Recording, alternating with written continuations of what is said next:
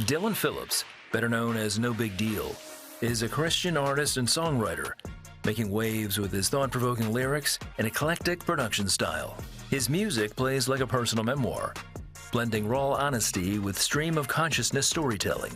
No Big Deal has earned major recognition, winning a Dove Award for King Jesus with KB, landing a spot on Barack Obama's 2023 Summer Playlist, and performing on NPR's iconic Tiny Desk series. Through both collaborations and solo projects, No Big Deal invites listeners into his journey, creating music that shines a light on hope, even in the hardest seasons of life. All right, well, we have No Big Dill. Dill is with us now. Dill, thank you so much for being with us today. Thank you for having me. This is exciting. Yeah, oh my gosh, we're so excited to just talk to you and talk to you about your music. But first, I gotta ask you, where did No Big Dill come from? Like, where did you get that name? Yeah, so even in my name, I wanted to convey like a sense of humility and that there's a greater message than just what I got going on. So that's where the lowercase and the period stylization came I love that. I love that. All right. Well, you've been writing music for a long time. Yeah. Like since you were a kid. That's right. Talk about that. Yeah. I mean, I come from a musical family. Okay. My favorite uncle is a jazz drummer. Wow. And he pretty much introduced me to like all of the music, all the musical influences. And I grew up watching him play, you know? Yeah. So he introduced me to hip hop really early. I wanted to be like him. So I'm rapping from a very young age. Really? That's cool. Yeah, yeah. And it just carried throughout my life. Yeah, you know? I love that. Well, let's talk about like your walk with Jesus. Yeah. I mean, you came from a Christian home. That's right. Grew up in Tennessee. But when did faith really become your own? Because we all have to make that choice at some point in our lives. That's right. Yeah, I think that like growing up in a Christian household, there's obviously so many benefits to that. But one of the hard things was faith being my own and it not just being a cultural thing and not just being synonymous with being a good kid or being, obedient, getting good grades and being a Christian. So for me, it really came when I went to college and I was away from family and was really tempted to find my identity in relationships and status anywhere outside of Jesus. Yeah. And so, yeah, the rubber really met the road when I did fall into those temptations and I did fall into some of those addictions and vices. And there came a point where Jesus was like, you kind of are living two lives. You have this facade of, the good guy that everybody, oh yeah, Dylan is amazing, but you really have like all of this secret sin, this secret life, this double life. Yep. And yeah, you've gotten away with it. So are you going to choose to live in darkness, live that double life for the rest of your life, or are you going to choose to voluntarily bring that stuff into the light, voluntarily confess when there's no pressure to confess, right? But because I'm asking you to confess. And so that was the moment that it became real for me when I said, yes, I will confess this to people. I will drag this darkness into the light. That's powerful. Well, let's talk about how you became your own artist. Like first I want to talk about, you were doing road managing for other artists. That's right. But then someone actually fired you. Okay, can you just talk about that? Yes, yeah. So I started out as a merchandise manager and a road manager for Derek Minor, a legendary Christian rapper. And yeah, through him, I met a lot of people in the industry, and we were going on Winter Jam, all these different big tours together. And I was also making music like on the side. And he's such a generous person. He gave me an extra key to his studio, so I'm making music in his studio. Yeah. And he comes through one day and he's like, "Wait, who's this?" And I'm like, "This is me." He's like, "This is your song?" And I'm like, "Yeah, this is me." And he like took note of that. Yeah. He set me down a few weeks later and was like, "Do you want to be a road manager all your life, or do you want to be an artist?" And I was still in the mindset of like, well, it's much safer to be on the business side than be an artist. Like, I know how risky that is, so I just want to be a manager. And he was like, "Okay, cool, you're fired." And I was like, "Wait, what?" Oh my gosh. Yeah. And he was like, he's never seen somebody make it who kind of has that safety net. So he kind of had to push me out of the nest, cut that safety net. Yeah.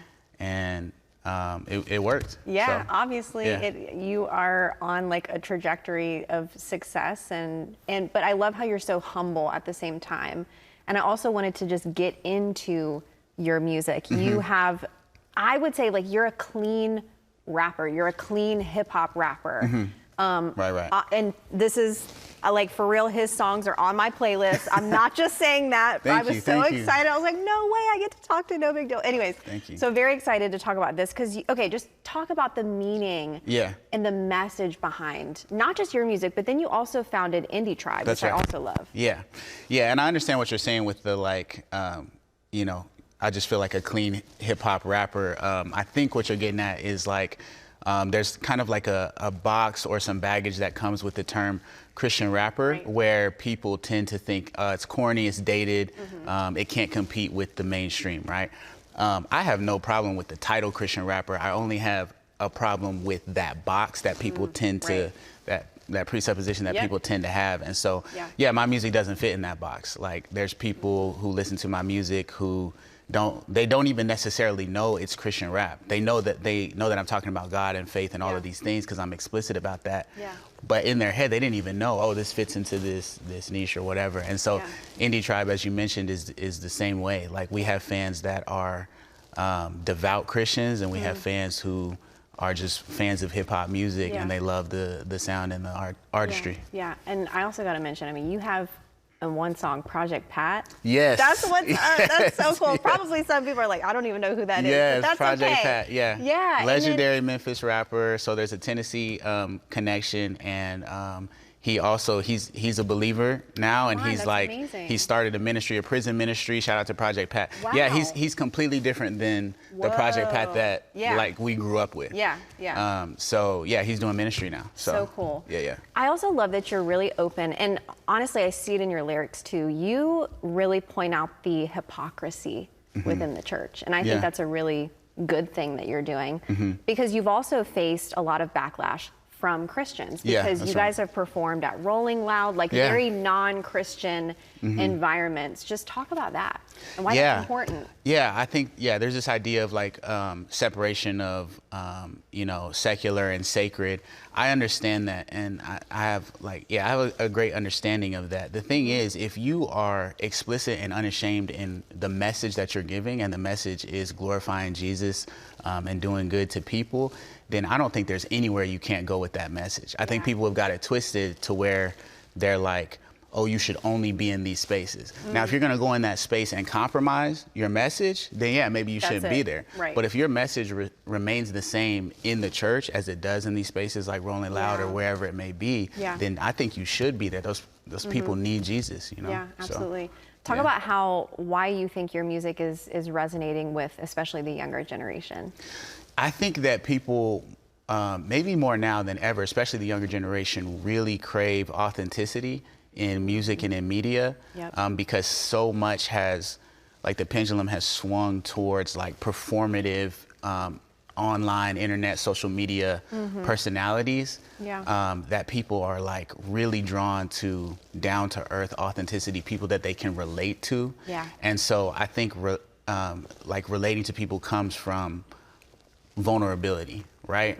It's much easier for me to relate to you if I tell you my story and I'm not sanitizing it and I'm not playing the political game. I'm just telling you everything, right? And so I think that people resonate with that in the music and the art as well. Absolutely, absolutely. Well, I also want to talk about this. Okay, so you've won fan favorite for the NPR Tiny Desk series 2 years in a row. For those who don't know about the Tiny Desk series, can you talk about that? And like, what's that meant for you guys? Oh man, shout out to NPR. Tiny Desk is like, it's an incredible thing that NPR does where artists kind of, they come into the studio with musicians and they play like new arrangements and stripped down versions of their music. And I think like most serious musicians love Tiny Desk and would love the opportunity to be on Tiny Desk. So the contest is a way that independent artists can compete to get a full Tiny Desk set. So I've been doing that for the last 2 years, and both times I've won fan favorite. I've also got top shelf, which is like there's 7,500 entries, and top shelf is the top 50. So both years I've got that and the fan favorite as well. Oh my God. So we're trying to move towards a full Tiny Desk set. That's the full goal. Yeah, we're gonna believe and hope and pray for that. Absolutely. Yeah. Well, okay, talk about your podcast. It's called Creative Control. Creative Control, the intersection of creativity and faith. So I think there was a hole in Christian media for kind of like a relaxed podcast where Christians could talk about creativity and how it intersects with faith. I think there's a lot of incredible Christian podcasts and media that's very theological, it's very serious, and it has like a tone of like academic, serious tone, but there wasn't anything that's like kind of more relaxed and laid back from the creativity perspective. Right, for creatives. Yeah. And so that's what we do at Creative Control. I love that. Well, what's on the horizon for you? Like, what's coming up? What can we look forward to? Yeah, really excited about Holy Smoke, which is an independent Christian hip hop festival that we own in No way, that's amazing. In Nashville, Tennessee. It's the really the first and biggest of its kind. It's artist owned and operated, so that makes it like very different. Yeah. And this is our 5th year this year. It's at Rocketown in Nashville, and we're very excited. People come from all over the world to be a part of the community at Holy Smoke. So that's amazing. I love the name too, Holy Smoke. Yeah, Holy Smoke. Yeah, that's cool. Yeah. Well, last question. You know, if people are watching, young, old, somewhere in between, who have always felt this desire to make music, or they are an artist or a creative in some form or fashion, like what advice would you give to them? Yeah, I think that the first thing is to really deepen and develop your relationship with Jesus Christ, because God is the first and the greatest creative. A lot of times we don't think of him that way, but everything that has been created was created by God through and for Jesus Christ, you know. So seek him, you know, he's going to show you what your craft is, give you a message, give you a people to get that message to. That's the number one thing. And then be diligent and humble and obedient in that calling that he gives you. Amen. Man, I wish we could talk for hours, but Dill, thank you so much for being here. I just like bless everything that you're doing. I just think it's gonna just keep getting better and the best is yet to come. So thank you so much for being with us. Yeah, thank you. Yeah. All right, everyone. Well, to find out more about his podcast, Creative Control, and his music, go to dilly.com, or of course, go to any of your favorite streaming platforms to check it out. And I highly recommend you check out his music.